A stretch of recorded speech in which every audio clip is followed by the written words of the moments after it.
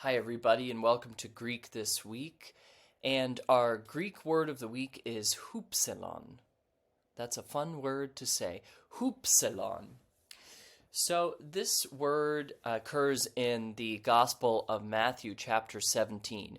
Oh, but before I say that and talk about the verse, I just want to give another shout out to my friend and teacher, Dr. Samuel Longcar, and especially his YouTube lectures on the Bible and philosophy. Those are really helpful and informative videos about the philosophical, historical, linguistic context of the Greek text of Scripture. I highly encourage everyone to check those out. So the verse from Matthew is this. 6 days later, Jesus took with him Peter and James and his brother John and led them up a high, hoopsilon, mountain. So usually this word hoopsilon is translated as high or tall, describing a mountain. But there are two other definitions that it has. The second is exalted, proud, or haughty, so referring more to something like pride, high estimation, or self-perception. And then the third definition is noble or sublime. So these are three different definitions of hoopsilon. And in case anyone is interested in where I'm getting these definitions, where they're coming from, this is a really helpful resource. This is a Greek-English lexicon of the New Testament and early Christian literature. I don't know if that's backwards, but I can give you more information about it below in case folks are interested. This is a great resource. If you really want to study Greek and go deeper, I highly encourage that dictionary.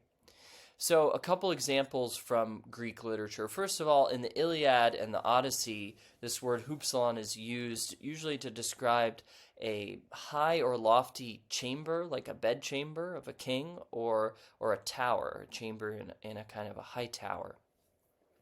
Now, in Isaiah, this word is used to describe people who live righteously and how they will live on the heights, hoopsilon.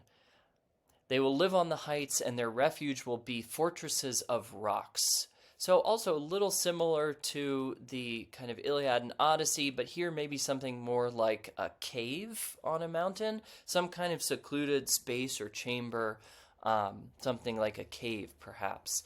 And in Exodus chapter 6, the word is used to describe the mighty or uplifted arm of Pharaoh, the king of Egypt, in driving Israel out of Egypt. We can compare this with Moses' uplifted arms and the many important moments when Moses lifts up his arms to save the people, Israel, and bring them out of Egypt.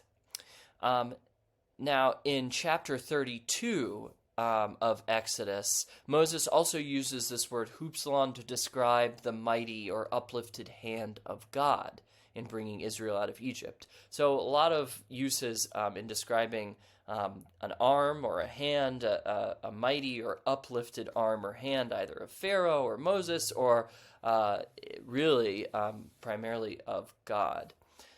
So these are interesting, different uses. And I'll leave us just with two questions or ideas here in reference to the story from the Gospel of Matthew and how it relates to the story of Moses and the Exodus. The first is it possible that Jesus perhaps entered some kind of chamber or cave on this mountain that he went to, that he ascended?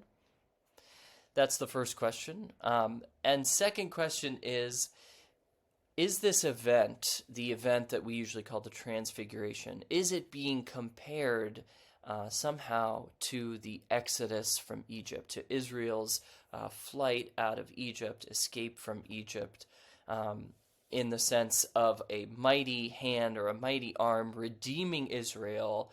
Is Jesus somehow enacting or reenacting, embodying this mighty or uplifted arm of God?